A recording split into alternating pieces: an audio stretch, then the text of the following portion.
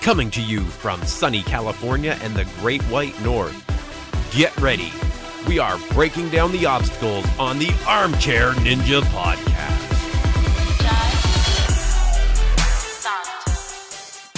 Hello, everyone, and welcome back to the Armchair Ninja Podcast. It is Monday, September 27th, 2021.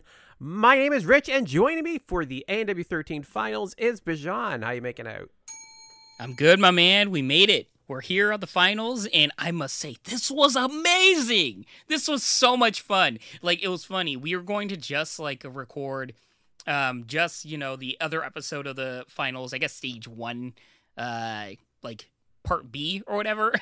And I was like, nah, bro, I have to watch the finals. I have to watch, find out what happens. So we're a little late, but that's because we're condensing 2 episodes into 1. But, man, it was worth it. What a wild ride, bro. It was, and I like the way they did this time. I like the bleeding stage 1 into stage 2 in the second episode. I think that works a lot better. Yeah, it was really great with pacing, and it like you said, the first episode, I guess, of this 3-episode arc of the Vegas finals, like episode 1 was solely on stage 1, but it had so much story and drama in itself, right?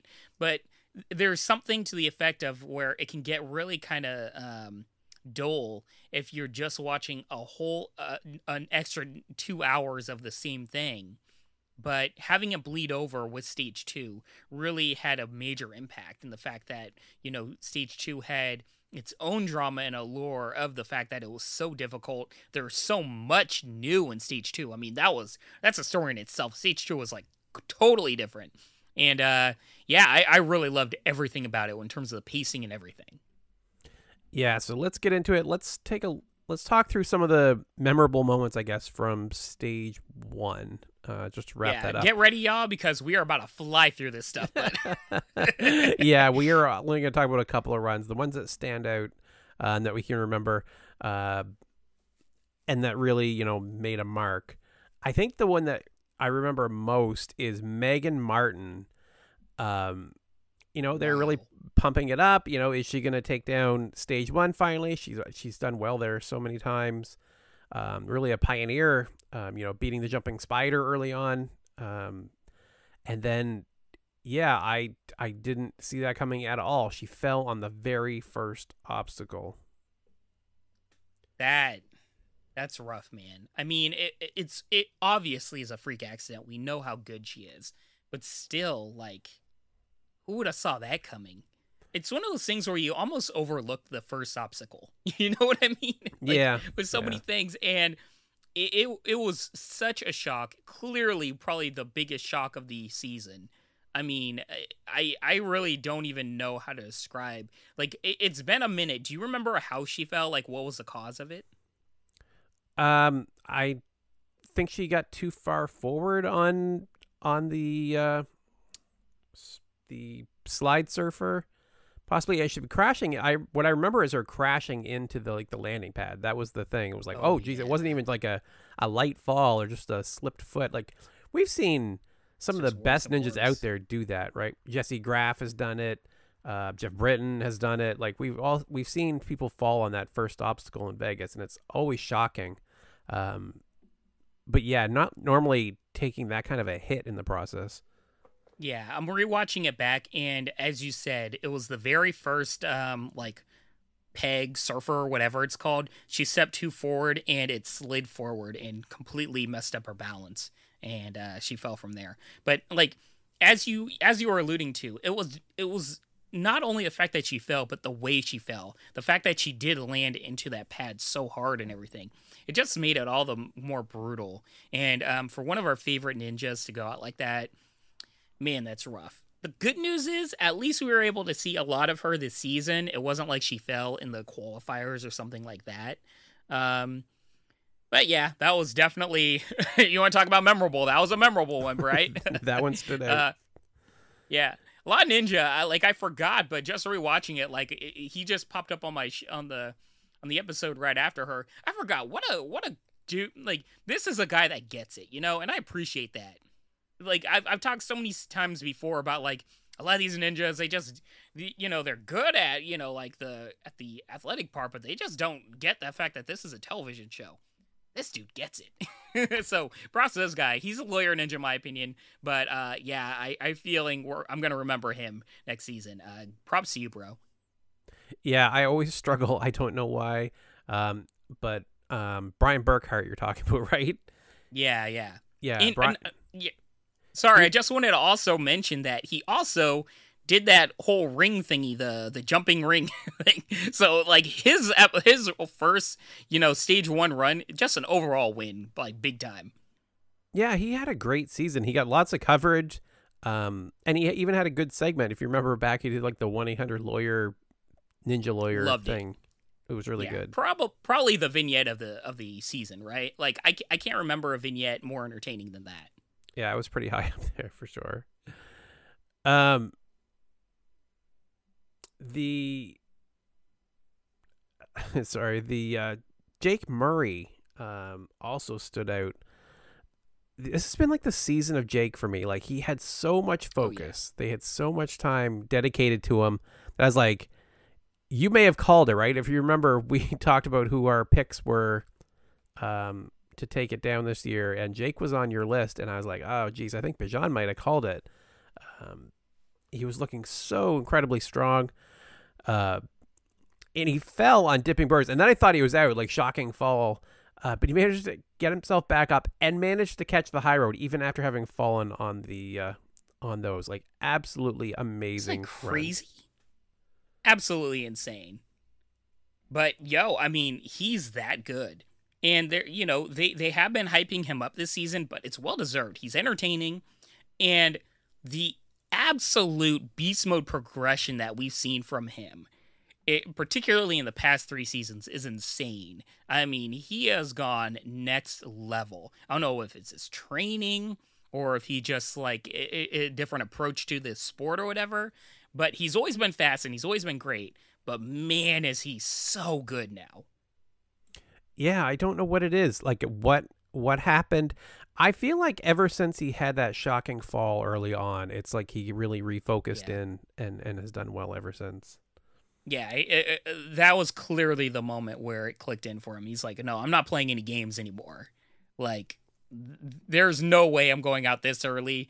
Because I don't know that feeling, but imagine training all year round for one moment, and then you make one little slip up, and then your whole year that you've been training for is gone. And I know that's not truly the full factor of it. Of course, there are trainers, it's also their job, a variety of reasons, right? But I'm really reducing it to a small amount.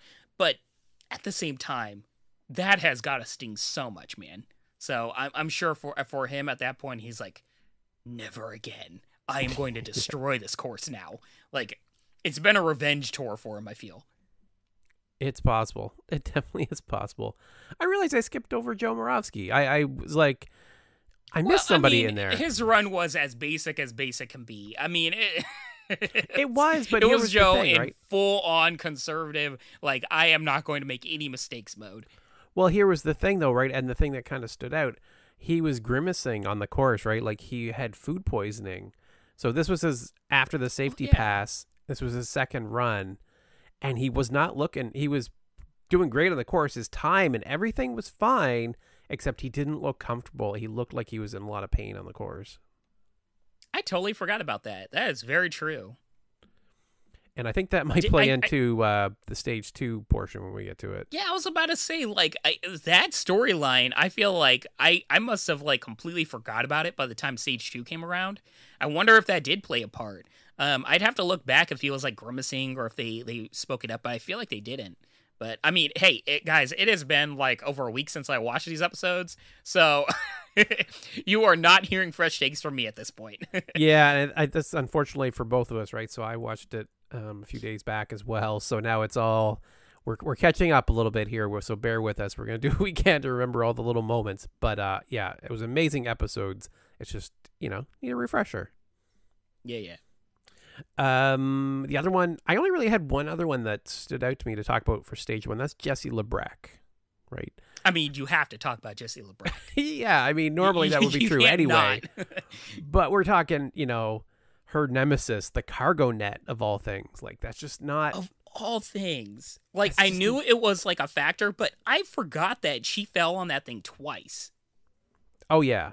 Yeah. That is insane. Has been primed to take down stage 1 since the second she stepped onto it. And for her to go this long not getting it has just gotten ridiculous.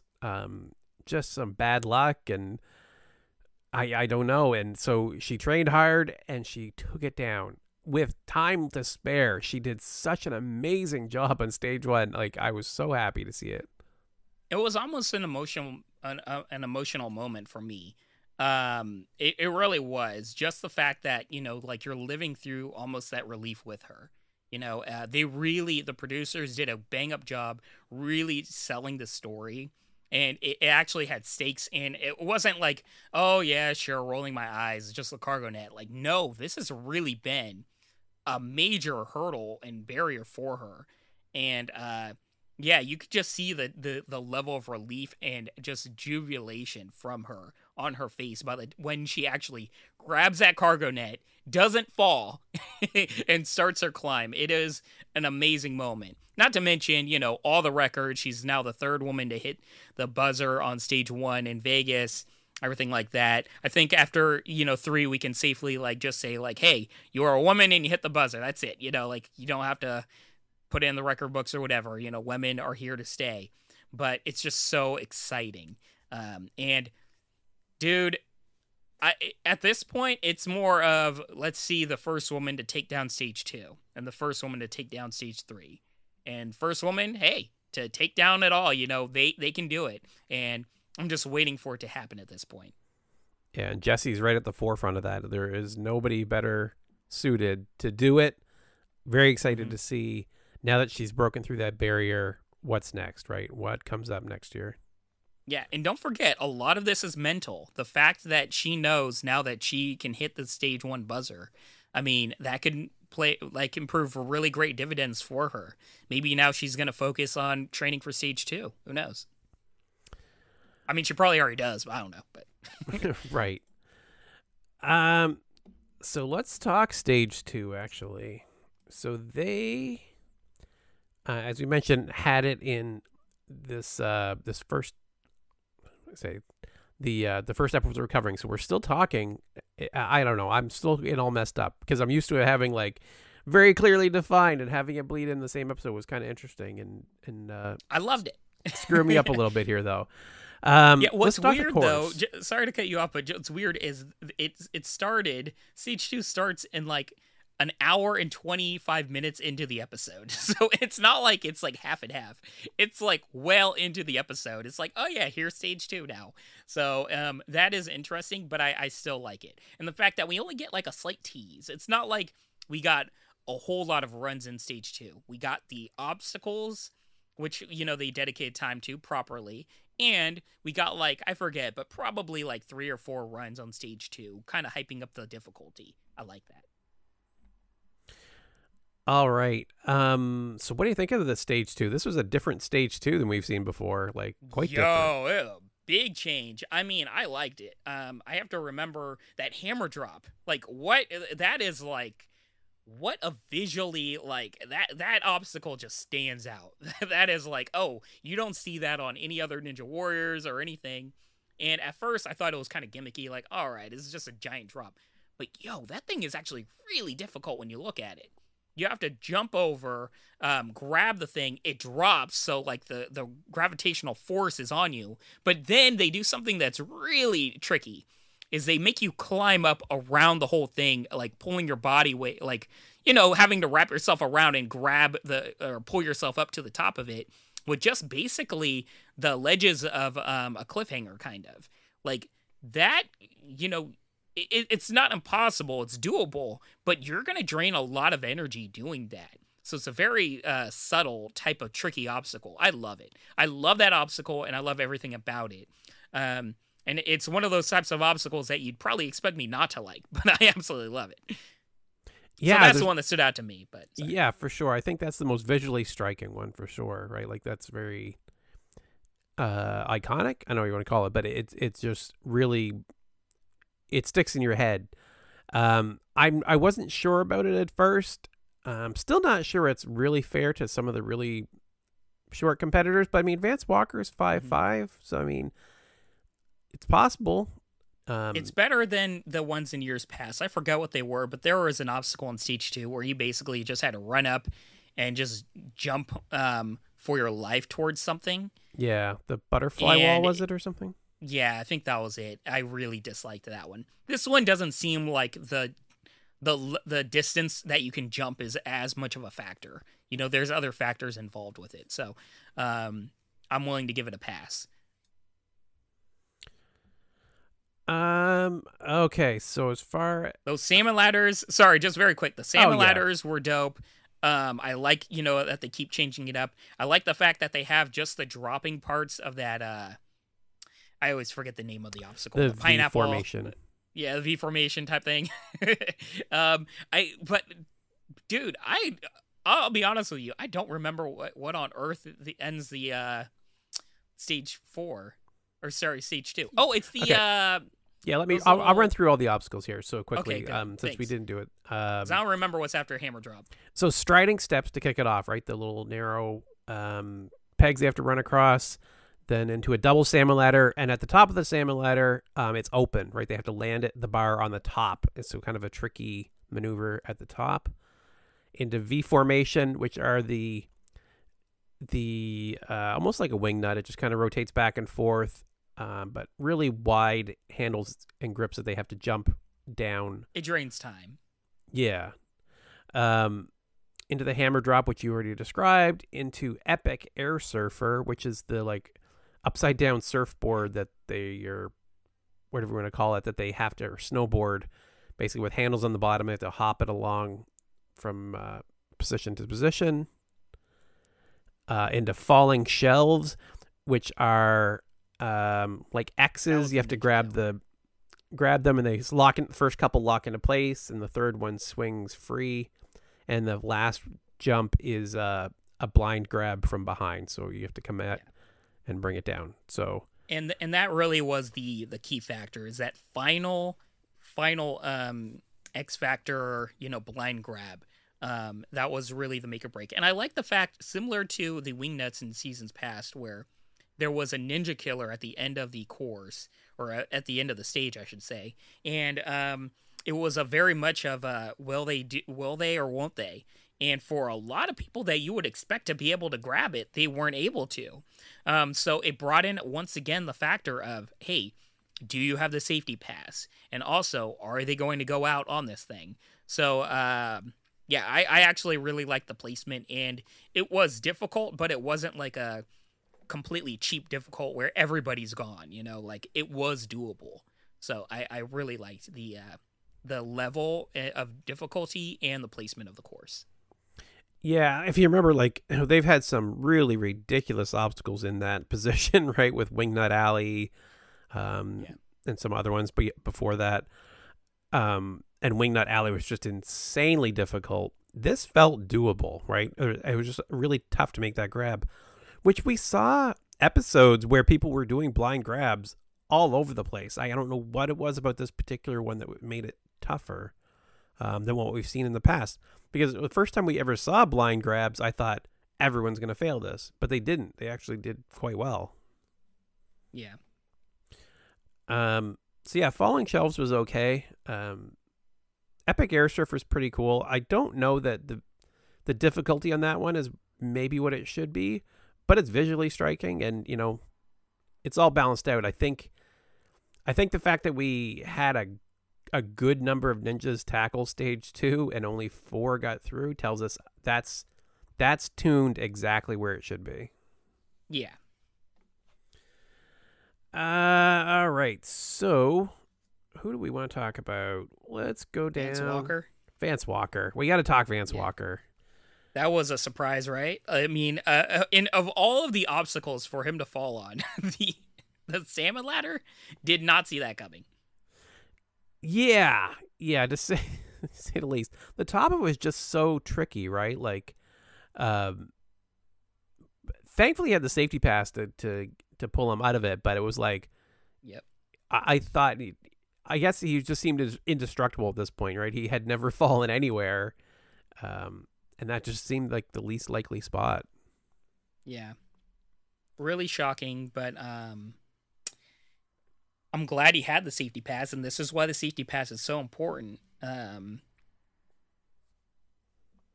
Yeah, I don't know. I'm glad that he was able to do it again, learn from his mistake, and make it to stage 3, because he really is somebody that I really wanted to see in stage 3.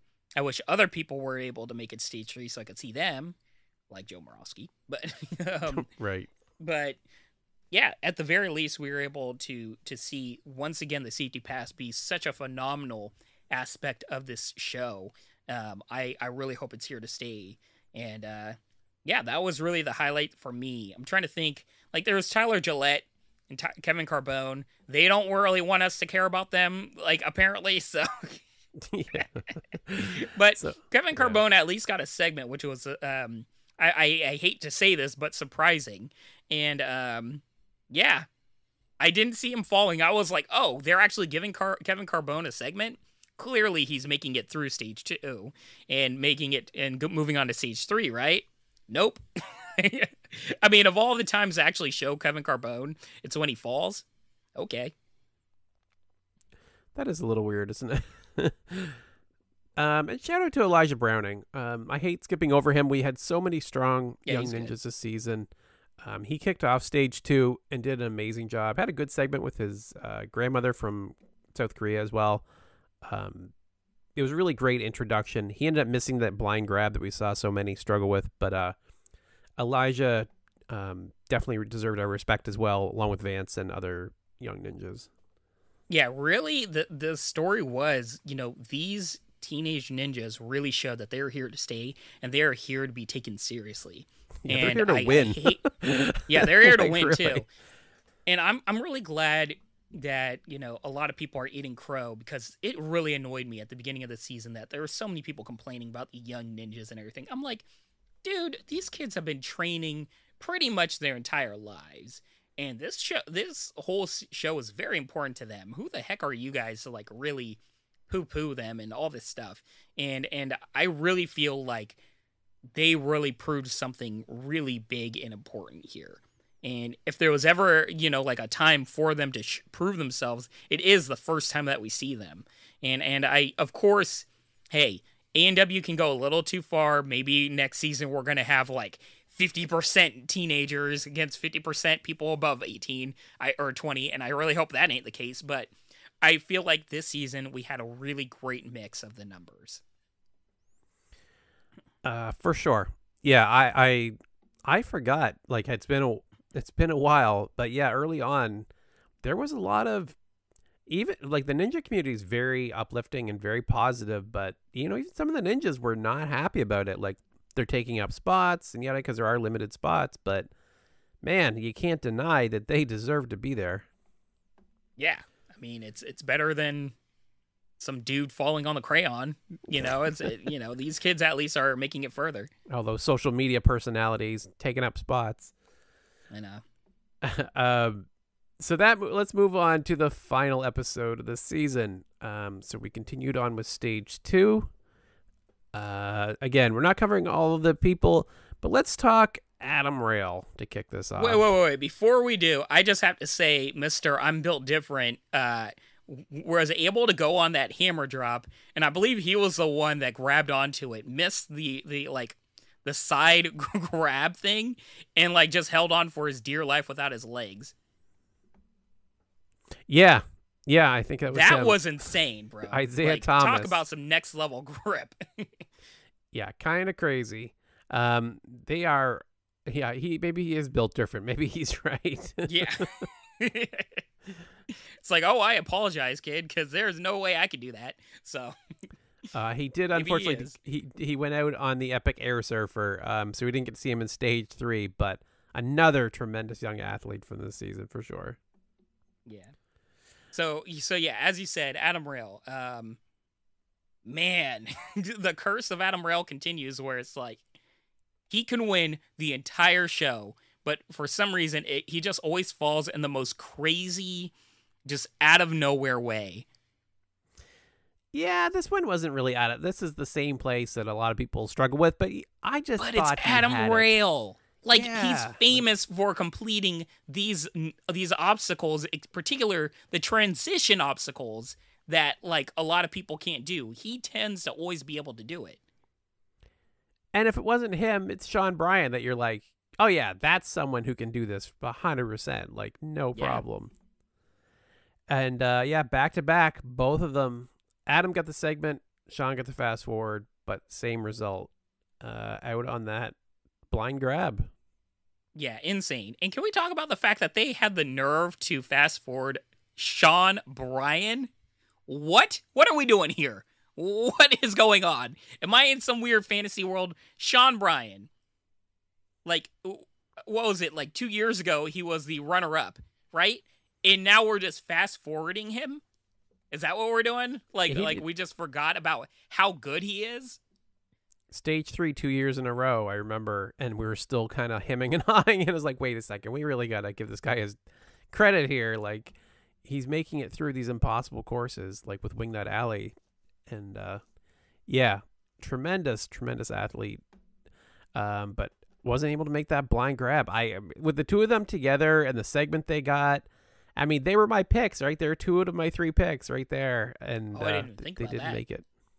Yeah, looking back when I saw a lot of the highlights or like the slow motion shots of people missing that final grab, I wouldn't say all of it, but a large portion of the people failing it was a very simple a mistake that I'm sure a lot of people like don't even think about, which is in that transition they bring their hands more together and try to grab it, and they seem to always miss like one of their hands from grabbing it, because that extra X that's like the blind grab is also spread out, and a lot of people aren't keeping their arms completely spread out to grab both of them. So one hand goes in the middle and misses the peg. So that is a really sneaky, subtle thing that the producers did that was really smart and really tripped up a lot of people. That said, it's something where you can also learn from it after the fact. So if they keep this obstacle next season, I have a feeling we're going to see a big portion of people that at least train on obstacles completing it. Good point. We saw a lot of people were getting just like 2 fingers on one of the holds, right? They're getting on the inside like you described. They managed to get a couple fingers on, but not their full hand, and it just wasn't enough. Yeah, and it's totally understandable. I mean, who tries to grab a bar with their arms completely spread out again? Nobody does that. So, like, yeah. Quick shout out to Tyler Yamauchi, who had like a tremendous season in every way except coverage. Yeah, talk about the like invisible ninja of the season. Like, what is going on? They did show him in fast forward. He ended up going out on a hammer drop, couldn't get his grip on it. Sucks. He was like one of the oldest competitors out there too. He's got 3 adorable little kids at home. Hope we see more of Tyler next year. I really do, because he is really good. And you want to talk about storylines, like he's what, 5 feet, 5'1", something like that. He's incredibly athletic, and he's very fast. If you remember, in this season, he had the fastest run at that point, and yet they still fast forwarded him, which was like, oh well, somebody's gonna beat him because But yeah. Yeah, they're like, he's really good, like top tier ninja. But yet we're just not seeing that coverage. It's almost like a Tyler Gillette situation. All right. Let me see. Who do we got? Who should we talk about next? Maybe a little guy named Austin Gray. Vindicated. Austin is like making his mark season after season. This guy is amazing. Able to take down the whole course. No real issues. Had a little segment. As soon as he had the segment, I'm like, oh, he's moving on. Like, oh my God, he might be last man standing. This is so exciting. Yeah, I was getting last man standing vibes from him, but I kind of felt like it wasn't going to be him. But still, he made it look easy. He did not struggle at all, really. And man, this dude just keeps showing that he's so good. And I have to admit, I keep sleeping on him. Like, he's there, I know he's good, but like I mentally don't put him in that same category as like Joe Morosky, and I need to. He is showing he is here, and he is the one of the best. And I just don't know why it is. It's more of my own problem, really. But I'm glad at least you are repping Austin Gray hard, man, because he deserves it. We'll see next year. Next year could be the one. He's got the, we'll get to that in the end, but he's got the always a bridesmaid, never a bride thing going on. But other than that. I didn't think about that, but that's true. Talk about getting so close to 100,000. Is it 100,000? How much is it? It's 100,000, right? Yeah, it's 100,000. Dude, that hurts, man. That's gotta hurt a little bit. Like, it probably hurts more to be number 2 to that than, far, like, being 5 or whatever. That's brutal. All right. So Joe Moravsky, probably one of the most shocking falls I've ever seen on this show. Yeah, you know how I spoke about 30 minutes ago about how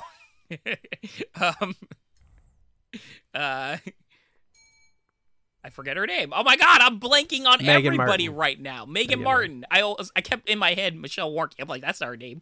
Megan Martin fell, and it was like the shock of the season. Yeah, Joe Morosky might be the shock of the season, actually. What happened here?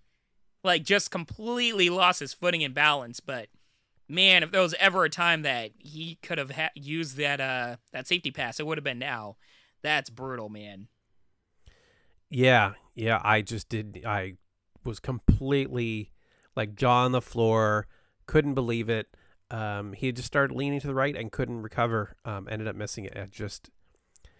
It reminded me slightly of Brian Arnold, Blast from the Past, a few years back, primed to take down the whole thing, and he went out on like a rope swing, like the giant rope swing or whatever it was, and it was just like, how did that happen?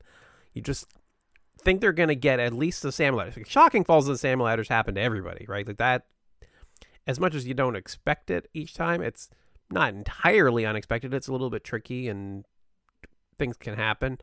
You just don't see it on things like the one that just basically transitions you into the salmon ladder. Yeah. I mean, that's a really good point. And it's one of those things where sometimes you forget just how tricky an obstacle is, and those little tiny pegs that you have to like run across, that's really hard, bro. Like, a lot of gyms have these small little things where it's like, oh, run across these, and then you see people that have trained it like year in and year out, and you're like, oh, that looks easy, and then you go on it and you fall immediately, or at least I do. Right. Yeah, not easy. And it's susceptible to trip up anybody. It's just crazy that it's Joe Morosky of all people. But yeah, it's a tough pill to swallow to see him go out on there, because you just know there's so much more for him to show. But at the same time, it shows appreciation that you can't really, pass up any or overlook any obstacle. Yeah, they don't have any easy obstacles in Vegas. There is nothing. There is no such thing. Every single one can take you down. Sorry, I probably sounded like I was downplaying that obstacle. It absolutely can take anyone out. It's just that it's Joe that makes it so crazy. Yeah. Well, you want to know what's even more crazy is the fact that we got a full segment of Kyle Soderman. Let's go. I'm happy. That doesn't seem possible. How did we end up with that? As soon as I saw that, I was like, Kyle wins the whole show. There's no way he get a segment without winning the whole show. I was seriously like, oh, he's gonna win the whole show with one vignette, because I would believe it. I mean, Kyle Soderman is amazing. If you don't know, like, the dude's winning everything. He's Ultimate Tag Championship. He was on Ultimate Beastmaster, making it to the finals. Wait, whoa, back up a second. He did what now? Ultimate Tag never Championship? watch his. Yeah, you've never seen his segments on that thing? No. What is that? No, you gotta watch it. He's good. He's really good. Oh wow, I gotta check that out. So I didn't know he was on it. It's a whole like series. It's very entertaining where people. It's like a course of different bars and everything. It's basically parkour where you're just trying to stay away from the other person, but it's basically a game of tag, but they are running full frontal, and it's like for a minute you have to stay away from the guy. and Kyle Soderman's really good at that. And I've seen this a is few, like one of those things like that we would have been episodes of him. covering if we were still doing off-season coverage. 100%. Yeah, 100%. Because it's actually really entertaining. But yeah, he just does a whole lot on top of the fact that he's, like a special effects guy no, not special effects. What am I talking about? He's a stuntman. Stuntman, thank you. And apparently also a dinosaur. Didn't know that. So he next had time that you check out the Velociraptors. Yeah, he did that on on ANW a couple seasons back. That was his segment that he was a Velociraptor.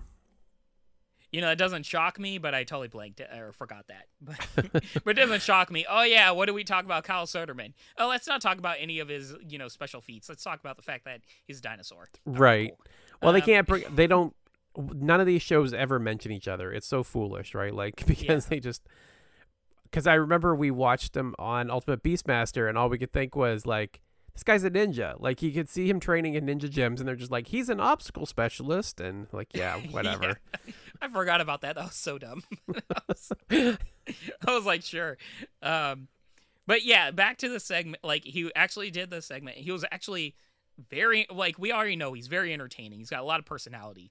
But he did phenomenal on this course on stage 2.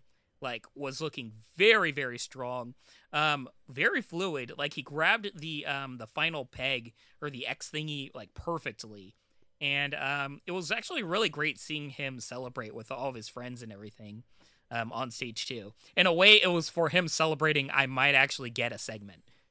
That's kind of how I pictured it. I kind of thought that too. It was like, they have to show me, yes, and they did. So congratulations, Kyle. Great run. He had 6 seconds left on the clock. He got it done, and I was really excited to see what he could do, because we've seen him do, I mean, he's not, to the best of my knowledge, he's not a rock climber or anything, but we've seen him do some intensive upper body on Beastmaster, and I knew he could do it. Yeah. He's just one of those people that are like more all around, strong. Yeah. So I think I would have, if I hadn't seen him do some really intensive upper body on that, I would have figured, well, what's he, he's an all-rounder and maybe not geared for stage 3, but he totally is. Yeah. I mean, if you see his social media, he definitely likes parkour. That I can tell you. So let's skip ahead after Kyle. Let's go Jake Murray again. This guy has had the winner's edit all season long. Yeah. Jake is primed to take it down. I was sure he had this in the bag. I'm like, Jake is totally going to stage 3. Super excited to see him get there. And he missed the grab that everybody else was missing too. It's funny because I was the same. I was like, he's got the winner's edit and everything. And then he fell. And then I thought about a subtle thing that they've been doing. All of his vignettes have been featuring another person. And I'm like, I wonder what's going on here. Because, as you said, they've been promoting him very strong. Like, we just seen a whole influx of Jake Murray. But then also his protege that, very sly. I see what you guys are doing, producers, and props. That's all I can say. Did not see that coming, but it made sense looking back at it. But sorry, back to Jake Murray. Pretty darn surprised, must say. I thought for sure he was making it a stage 3. I mean, there's not much else I could say in the fact that, he fell at the same place everybody fell at. Yeah, the thing that we have to mention is in the interview afterwards, he said that, he didn't outright say he was quitting, but it sounds very likely. I don't think he's quitting. I mean, do you really think he's quitting? I think maybe, and not because he doesn't think he can do it, not because of anything like that, not even from frustration. I think he wants to make room for, his protege. That's what he says, and I believe him. I think he just thinks that, he's had enough time, so let's make room for other people, and he's wrong. He's totally wrong. He should stick with it. Yeah, I think if anything, we will see him take a season off or so. but I definitely think we'll see him come back again. If anything, just because Ledecky, I keep forgetting his protege's name. I constantly forget. Caden. I'll just call him Caden. I think just Caden, if anything, is going to really want him to compete also. Because once again, this isn't a show where you're competing against each other. I don't think Caden has any inclination of wanting him not to be on the show. So if anything, Caden's like, I really want you to compete. I really want to train with you. And I really want to go through all of this experience with you. And maybe after a season, Caden will be, he'll get that drive again, kind of. Because it is frustrating, I'm sure. And it does take a lot out of you of training so hard constantly. So I totally understand that. But I think when you step away for a minute, sometimes you can get that spark back. All right. So after Jake, let's talk Jessie Lebrack. Her stage 2 run. How did you think she was going to do? Jessie Lebrack, I hate saying this, but I didn't expect her to complete the course or stage 2. But I definitely thought that she would be able to. Like, it's something where she can, but I just didn't feel like if she was going to complete stage 2, I feel like, man, they would hype everything up to the wazoo. And don't get me wrong, they hyped her, but it would be like next level, because that's historic. That's Casey Catanzaro, hitting the buzzer for the first time, like levels of stuff. Yeah. And I just wanted to see how far she would get, because I genuinely believe she can get really, really far and complete stage 2. She's just that strong. So just curious, like, what would happen. I guess a better way of describing it is I just went in with no expectations, maybe. Maybe that's a better way of explaining it. Yeah, I think I had a similar feel, right? Like, I didn't think it was happening, just maybe from editing in the back of my mind, but I thought she was going to go deep. I thought she might miss the blind grab like others had. I was just curious to see, and I didn't expect her to fall as early as she did. She ended up going out in the salmon ladder, for those that can't remember at this point. And she was so disappointed, and I just wanted to reach through the screen and hug her. I felt so bad. Like, I get the disappointment. She knows she could do better. Like, I think that's exactly what she said. Something like, I know I could have done better than that. It's like, we know you could have done that better. It just happens, right? Like, it was so sad to see it end on a low note for her when she was such a high, right? She'd done so well this season. Yeah, I mean, it's tough. And you could see even Akbar, he screamed. Like, sometimes you can tell, like, they're just going through the motions, but man, were those two hosts invested. And Akbar screamed like it was his child that fell. Like, he was genuinely hurt. And it's just one of those things where we all live through that disappointment with her, and it's rough. I mean, I say we lived through it, but obviously it's immeasurable what she felt compared to us. But at the same time, I'm glad that her fiance was there. And I'm glad, she was able to, just process through those emotions. And it's one of those things, once again, it is mental. I'm sure we'll see her again, take it on. Even though Jessie Graff never completed stage 2 in America, she has completed stage 2 on Ninja Warrior, in Japan. It was Japan, right? It wasn't an all-star season. I believe it was Japan, right? Yeah. Yeah. So, and that was after, and by the way, if anybody doesn't watch Sasuke stage 2, the Japanese version of Ninja Warrior, in my opinion, might even be more difficult than stage 2 in America. That is no joke course. So don't try to come in here being like, oh, well, it wasn't American Ninja Warrior. Nah. She earned that buzzer. And, I'll just say, maybe it had something to do with the fact that she has been on stage 2 before. Those nerves were finally gone. And maybe that could be the case for Jessie Lebrack. I want to say that Jessie Graff has beaten stage 2 in USA versus the World. I feel like she did. It's been a few years, though, so I'm not sure. Yeah. I'm sure we'll hear about it, I'm sure. Yeah. But we have to talk here. So, I mean, hard to top that, right? Like, we have Jesse Lebrecht finishing up stage 2. Oh, wait, no. There is one more superstar left to run. Caden Lebsack takes the course. And I'm just like, wait, what? Where did this come from? I mean, you want to talk about not seeing, wow, producers, y'all got us. Like, this was perfect. Was it perfect? Caden. It was the opposite. Because I'm like, Caden now? Like, I mean, clearly he does amazing. Like how like how is he the one that's going to be the last runner of the night? It made no sense. Yeah. I mean, for me, it was more of, okay, Caden's going to complete stage 2 and he's going to complete it like really quickly. It screamed like, yeah, he could probably complete stage 3, but it wasn't a guarantee or anything. Or last man standing, I think, is more likely. But it was 100% not a oh yeah, done deal for me. For me, it was more of like, oh, he's just going to be the really fast guy on stage 2. Yeah, that's all it spoiled, really. I was like, okay, so he's going to crush stage 2. And he did. He did amazing. He had 28 seconds left. Absolutely amazing job taking it down. Bro, could you imagine if he fell on stage 2? Like they show they show Casey Casey. I almost like Casey Canizaro. Jesse Lebrecht, right? And then they give this guy a segment, and he just falls. It's like, talk about the most like, what the heck? Please do that sometime, because I think that would be hilarious. I would totally love it. I don't think I would, but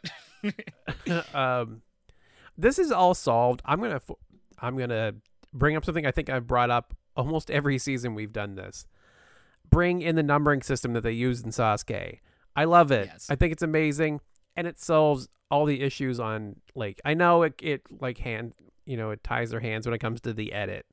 But I like that. Like, I know that, number 100 is going to be the last one to run. Like, run them in order. And it's so much better as a viewer, because then we don't read into every little thing you do. Yeah, but also it brings a new element to the show that I really like, which is rankings. And for new viewers, they'll know the higher the number, the better the perception is that Ninja Warrior is good. But also it proves, like, it creates discussion, controversy, many things. Kyle Soderman's only ranked 47, and oh my gosh, Joe Morosky isn't number 100 anymore. He was dropped down to 97, and oh my god, Austin Gray, all of a sudden he jumped to the moon to 99. Like, different things like that. It creates this discussion, this controversy, and not bad controversy, but like some good controversy. I don't know. I have always liked the numbering system. I could totally understand if somebody hates it, because, it kind of cancels out this whole, even perceived playing field. But, I mean, everybody can still, win the whole show. I mean, it's all good. It is. Yeah, I don't know. I think that dynamic would have been so much fun to discuss over these years, trying to figure out and decide and debate on who's ranked where. I totally envy the OG Sasuke fans for having that to fall back on. It's got to be a lot of fun. Yeah. So stage 3, interesting course, very different. I mean, there's some familiar things, but definitely some new stuff. Yeah, I like this the stage. I wouldn't say it's the best stage 3 ever, but it's a fun one. There are some the stalactites I really like. That one's cool. You can really find yourself hanging for a while. It drains a lot of things, but Eyeglass Alley, I must say, is such a welcome, like, brilliant good. like, obstacle to this course. Like, I think it is phenomenal, and it's so simple, but yet so incredibly difficult, like, in a smart way. I think that obstacle is absolutely brilliant. Chef's kiss. I am so glad you said that. I was worried the way you started phrasing that. I thought you were gonna bash on it, and I was like, oh no, like, we totally disagree, because I think it's the best obstacle this season. I love that obstacle. Yeah, I think it's brilliant. No, for me, there's this obstacle where you have to catch a bar, like, halfway into the air, and then, like, catch it in a cradle, but yet there's no difficulty into it at all. Like, really, like there are a few obstacles, especially on stage 3, where I'm like, yeah, I could do that. This is an obstacle where I feel very strongly I could do it, because where's the difficulty? Like the cradle, it completely, you can hit the bar and just roll it down. Maybe I'm not seeing something, but it looks like it's just there to be there, you know. And the first obstacle is also kind of just there. I don't know. I don't find it like. I understand sometimes, you know, an obstacle can just drain out your arms, but I don't think it's that high in the difficulty range. So those two obstacles, really, I was just like, man, you guys could have really had something different there that would have been better placed. Stalactites, I absolutely love. And what do you think about the pole maze thing? I kind of like it, but what are your thoughts? Pipe dream. Yeah, I like it. I'm pretty sure it's the same as we've had before. If not exactly the same, pretty close. That's good. I like it. That's a great spot for it. No complaints about that at all. Cool. Yeah, and I like the fact that, you know, it does. It's one of those obstacles where technique is really important, and if you don't do the proper technique, you're going to drain out your arms. But if you do the proper technique, you're really just squeezing with your legs, and you can give your arms a rest, which is really important because you're about to really this. A lot of stage 3, like especially on American Ninja Warrior, is very upper body intensive and grip strength heavy. Now I'm thinking about it. I mean, most ANW stage 3s are that, so maybe it's just not ANW proper, or it's all of them Ninja Warriors. But yeah, I'm glad that you get a nice break before Eyeglass Alley, which can, as you can imagine, be a little tough on your arms. Yeah. Speaking of, Vance Walker took the course to kick things off because he, and I do like on stage 3, we get them in order because they go by how quickly they finish stage 2. So it helps us to know. And I do like that. So yeah, Vance took the course first, looking strong, but he was struggling a little bit on the stalactites, I think it was. But once he got through that, like, this is his playground. This is the one he's looking forward to. Ultimate cliffhanger, like, just destroyed it, dude. Just killed it. Man, like, what was that? Like, if you want to talk about somebody just like, he makes it look so easy that like I'm sitting here like, did they nerf it? It doesn't look nerfed. Like, why does he make it look so easy? There's no way. But then he got to Eyeglass Alley, like he was having no real major issues, and then he started really struggling. Walking these bars across the hooks, it's kind of the danger of being the first one to go, right? Like, he's got to figure it out. Yeah. He ended up going out. I honestly thought he had a good shot. I was looking at it, I'm like, that's pretty deep. That's as far as we normally see people get on stage 3. There's only 3 other competitors. None of them that I could think of, like, were like not like when we see, you know, Ian Dory take stage 3, or someone that's a rock climber where you're like, oh, they're gonna like destroy this thing. It's like, he might be good there. And at least my perception was, leading into this, he was the strongest of the final 4. Yeah. I mean, you can argue Austin Gray, totally understand that, but at least from what I've seen so far, for me, he was the strongest of the field. And in a particular, I should give the caveat for stage 3.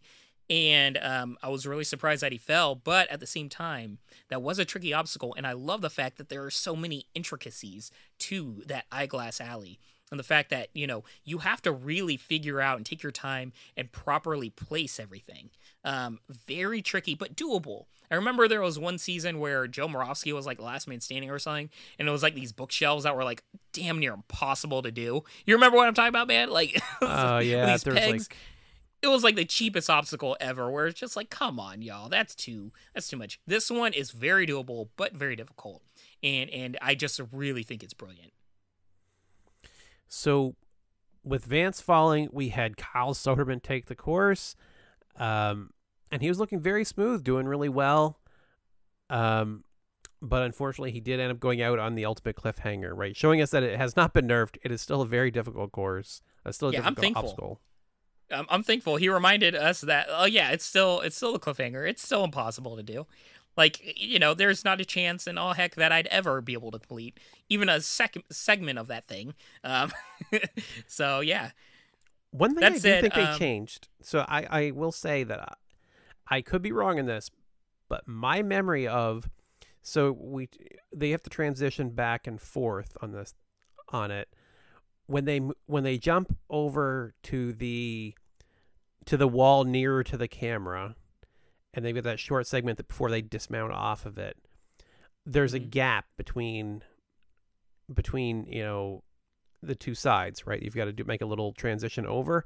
That used to be offset, like it was like tricky transfer, and it looks like it was just straight across this time. Which there was a lot of people that seemed to fall on that weird transfer that you had to do on this side of the cliffhanger, like right at the end. And that doesn't seem to be in the play. So I think they did nerf it slightly, but I could be wrong. I'll take it. I'm fine with that. Because I feel like at this point we want to see people get further into stage 3. Totally understand if you feel opposite of being like, hey, keep it difficult, at the, at the same time. You want to see difficult, go look at stage 3 in Japanese Ninja Warrior called Sasuke. Yeah. You want to talk about difficult. But for sure. And what I think that transfer was the worst spot to like, yes, it was difficult. Yes, it was technically demanding. It wasn't visually interesting to see people fall there. I think it was a good change to get rid of that particular challenge. Yeah. If anything, if you want to make Stage 3 harder, like you can change the first obstacle, the battering ram, I think it's called, right? And that really dumb flying bar thingy that just has no difficulty whatsoever. I think the grips, I think it's one of the big changes from the Japanese one to America is the size of the ledges, right? If you want to make it difficult, narrow the ledges. Because I think they've got quite a bit to grip onto, and they don't peel off quite as easily. Could be wrong, but I think that's the case. But let's get into Austin Gray's run, because oh my god, I thought he had it. I really did. Once he started going and he was looking like he was having no issues, and managed to beat Vance Walker's time, I was like, oh my god, Austin's got it this year. Like, I totally called it. Dude, I called it.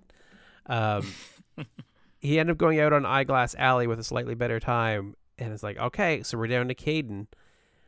And again, because we don't have to worry about the edit, it's like, okay, so Caden runs last because he had the fastest time. Totally cool. Caden's great. Let's see if he can do it. No, I wasn't trying to like wish anything bad on him, but I didn't see this coming. Did you?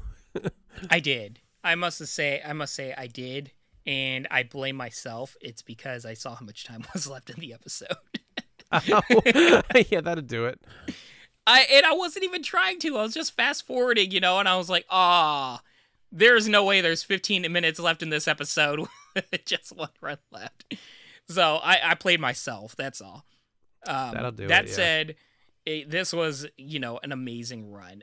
He looked strong throughout, but he showed like such calm and almost maturity while running through it. And I don't know. He didn't get a winner's edit, which in a way I'm very thankful for. But we were able to get like the subtle edit of being like, no, you guys are still gonna know who this kid is by the end. And I must say, I was just so incredibly happy for him when he hit the stage 3 buzzer.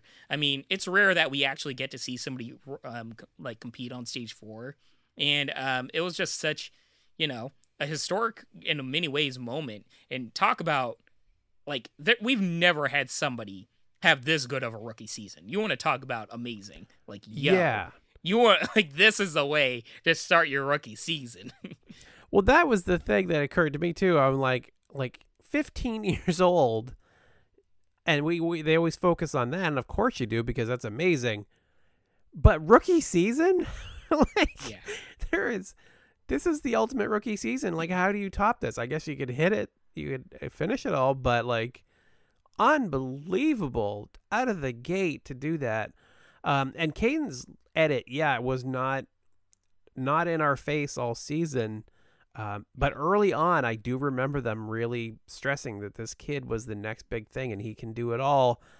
watch out for him. Jake Murray in his edits with him was like, you watch this kid, he's gonna do it. Yeah, and now we know why. I think it was overshadowed by Vance Walker, and it could just be my perception, but I feel like that was the case in terms of like the young gun edit, that's gonna, show everybody up and complete the whole thing. But I like the fact that we got two rising stars in many ways. We're both gonna remember Caden and Vance Walker, and to an extent, like a bunch of the other teenagers, of course, not to throw them any shade or anything. Like, we're gonna remember all of them, but like particularly these two. Next season, a lot of eyes are gonna be on them. I'll be honest, like, we're going to forget their names for sure, a lot of them, because we still struggle with that. But like, oh, that's the kid with the long blonde hair. Oh, there's that one guy that, is a protege of Jake Murray. Like, it's going to take a minute, but we're going to remember. Considering you can't remember Jake Murray's name half the time, I think that's probably fair to say. Yo, it's so bad. And I have no excuse. I have no reason why. I just names aren't your thing sometimes, I think. It really isn't, man.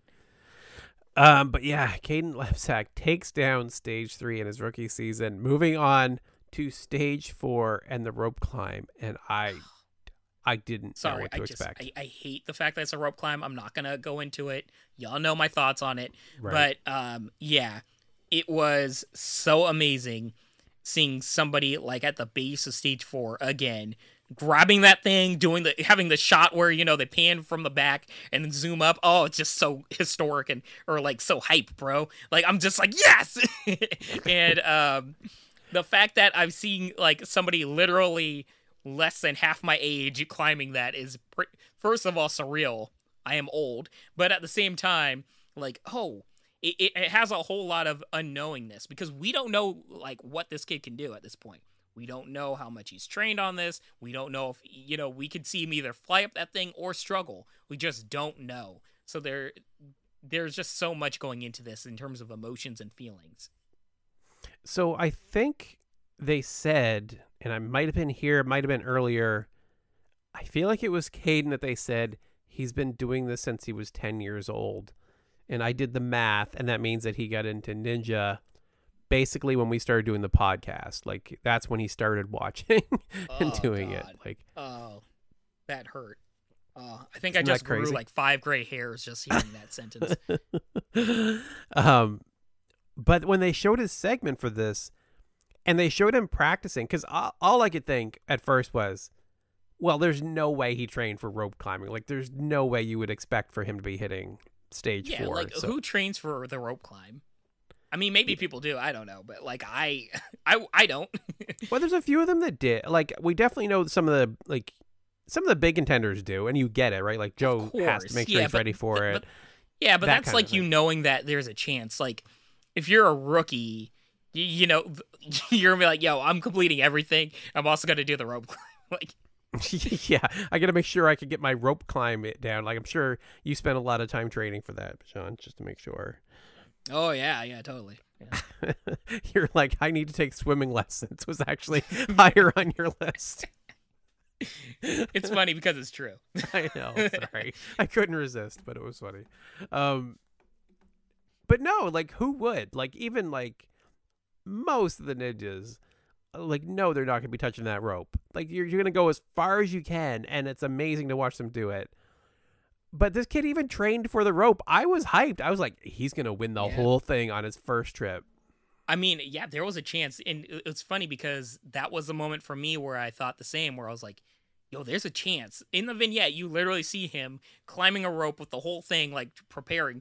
I'm like, yo, this kid trained for everything. And hey, he hasn't shown me up yet. He's just been amazing. So he could do it. And, dude, he did pretty darn well. I mean, I know he didn't complete the stage 4, but man, he looked strong. In particular, like at the beginning, like the first half, he looked very strong. Yeah, it's just technique, right? They even called out like his technique just wasn't what it should be for what he was trying to do. It's particularly the second half. Like, he was fine. Most people, you'll see the first half they use the arms, and then the second part you have to use your feet to, like, climb up it. And the way he was doing the foot climb, or the foot portion of it, wasn't like the best, like quickest technique for it, and it could have been him winded or him just not experienced in it.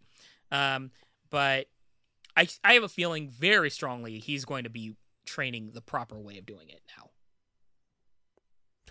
Yeah, I wonder what recovery time is like, or if there is such a thing for a teenager. Because I just think back to Jeff Britton talking, like, just got ruined by doing this whole thing, right? Like, he just wrecked his body in the process of taking all this down and attempting this.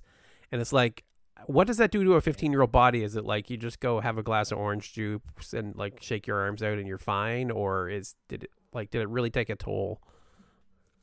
I mean, I can't speak for anybody else, but, I played sports my entire youth, and it was only until I was, like, in my around 24 or so where I heard, I tried this thing called stretching that people talked about at that point. I was like, I don't know what this is, but, yeah. Now I have to stretch for, like, an hour.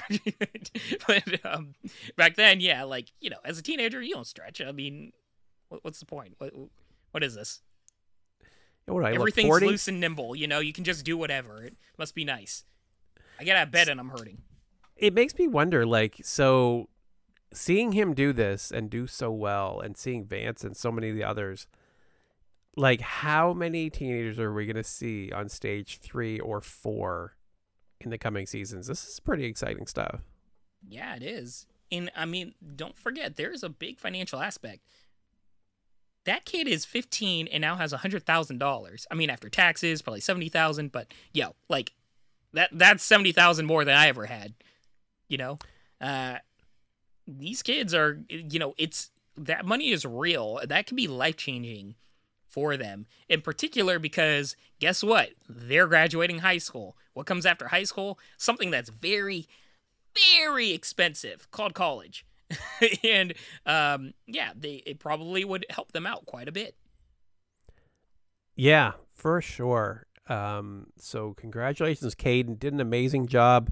I want to see more people attempting that rope climb. I love seeing people get to it. I would like them to change it just like you would into something a little more dynamic.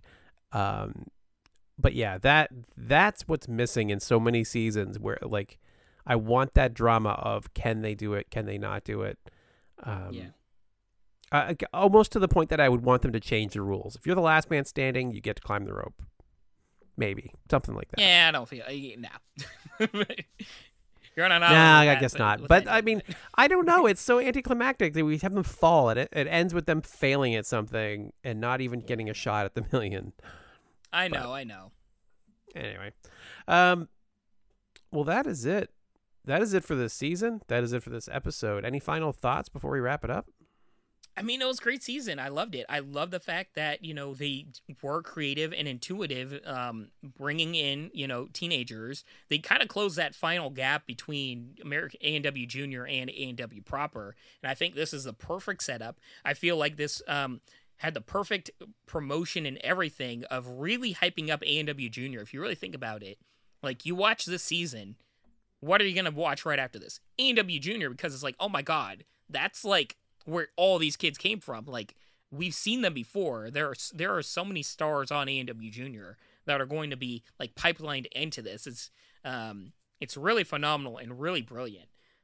So I'm really happy that they found their B show, that basically ANW Junior took over Ninja versus Ninja. And at first I was annoyed by it, but now super fine with it. I love it. Bring back Ninja versus Ninja, maybe G4 or something. I'll be cool with that. But I'm happy with ANW Junior. And other than that, I'm really happy that we had another phenomenal, really great season. No complaints. Yeah, this season was really good. Lots of changes to deal with. The teenagers coming was definitely shook things up. I would like to see some of the veterans that got skipped over this season, didn't get invites, come back next season, right? I definitely want to see some Ryan Stratus, some Kevin Bull, and some others that kind of got missed. So hopefully that'll happen, and it's not going to be a permanent purge, I guess. But overall, Ninja's in a good spot. I'm hoping we're going to get more seasons. I haven't heard anything in a while I'm sure we would have heard if they canceled. I don't know how long we're renewed or if we have to wait and find out. They're not canceling AEW. Come on now. Like there is no way it hurt that they're It's canceling been hurting AEW. in ratings for a while, so I don't know. I'm hoping we're good. I get that, but ANW is on during the summer usually, and it's one of the top shows during the summer. And if anything, they might move it to like streaming or something like that. But they already have their B show with ANW Junior on streaming. You have to think it's more than just a show for ratings. It's also a brand. You know, they have merchandise.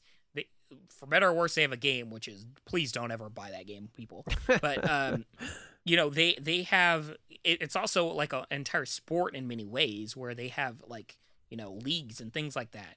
There is no way they're canceling AEW. It's too You're big. right.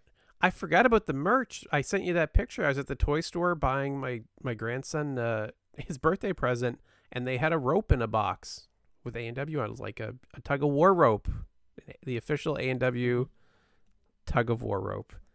Yeah. So on that note, sorry, just one more thing, because I'm kind of a nerd when it comes to this kind of stuff, is the fact that when it comes to people in particular, like, you know, the ratings and the networks and things like that, they will not only look at just how many people are watching, but particularly the demographics. And ANW hits probably the most important demographic in all of television, which is the family demographic, the 12 to 18-year-old and even younger than that. Because guess what they can sell? Basically anything. When you're going for shows that are for teenagers or adults, you only have certain types of ads. But when you're going for the family demographic, you can charge for soda, toys, different things like that. And guess what? They pay a lot of money. So guess what? The ads for ANW, with ANW, the ads that are given generate a whole lot more money for their network than probably any of the other shows that they have. That's more nerdy stuff, but I'm just saying, no way ANW is going away. Yeah, I just remembered all those commercials that they managed to squeeze in. Yeah, I guess we're probably good. So that is it for this week and this season. Thank you all so much for listening. If you'd like to reach out to us, you can reach me as rich@ninjapodcast.com. I am at Ninja Podcast on both Instagram and Twitter. And Bijan, how can they reach you? Yeah, hit me up on Twitter and Instagram, but primarily Instagram now, at Bijan151. That is Bijan 151. All right, thank you all so much for listening, and have a wonderful off season. Peace, love, and deuces, y'all. See you next year.